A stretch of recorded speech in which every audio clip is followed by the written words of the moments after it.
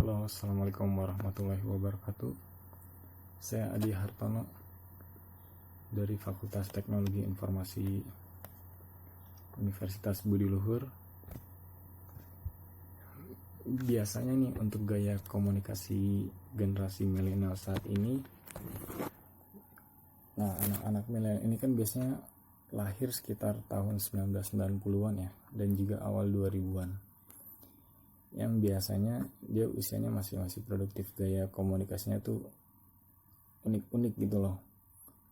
Nah jadi tuh biasanya anak-anak milenial ini nih kebanyakan komunikasinya ya via media sosial ya, kayak seperti Twitter, Facebook, terus sama Instagram.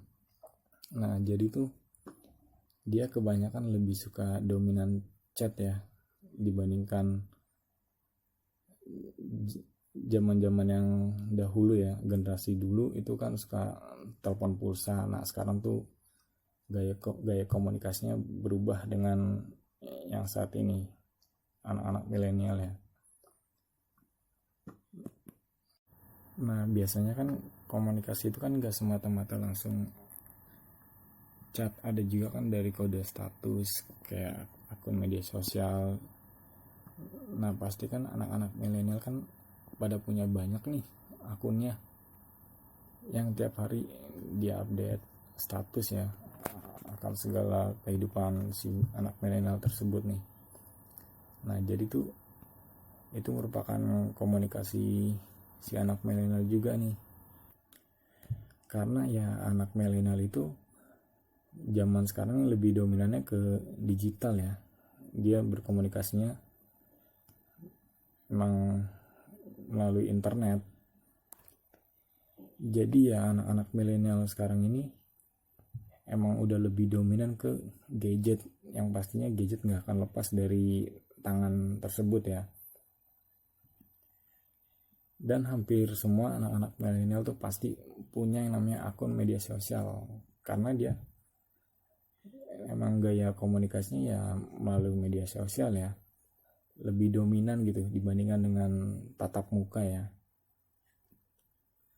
Dan juga generasi milenial sekarang ini lebih suka dapat informasi dari ponsel mereka ya, kayak misalnya dia nyari di Google atau YouTube, karena generasi milenial saat ini emang suka sharing ya akan kehidupan mereka di media sosial.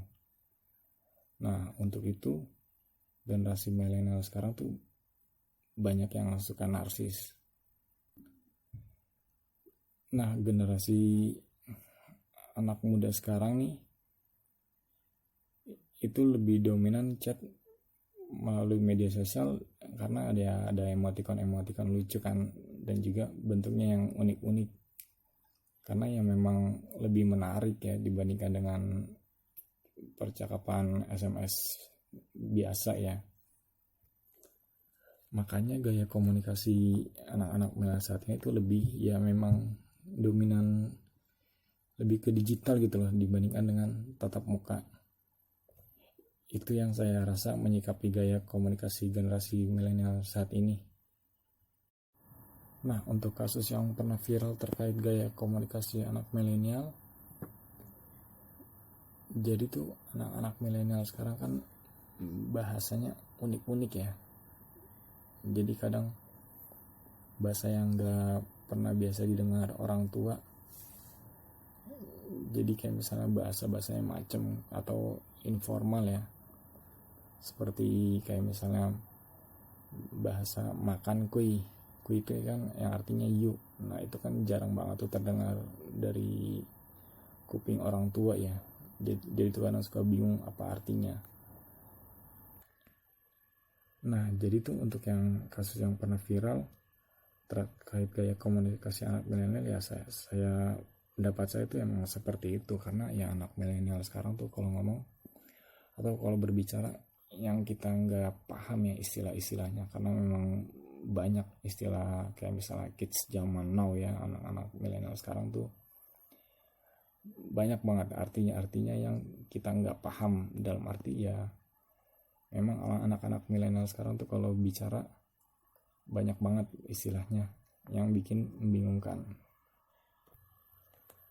Dan untuk kampanye agar anak milenial dapat berkomunikasi secara asertif, yaitu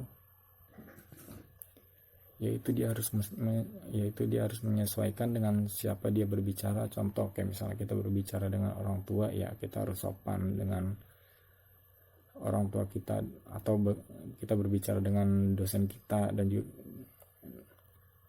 jadi jangan disamakan kita berbicara dengan teman kita sendiri yang bahasanya lo atau gua lah pokoknya. Nah, jadi itu untuk anak-anak milenial supaya lebih tegas gitu dalam berbicara. Jadi harus lebih tepat berbicaranya dengan siapa dia berbicara. Sekian dari saya. Wassalamualaikum warahmatullahi wabarakatuh.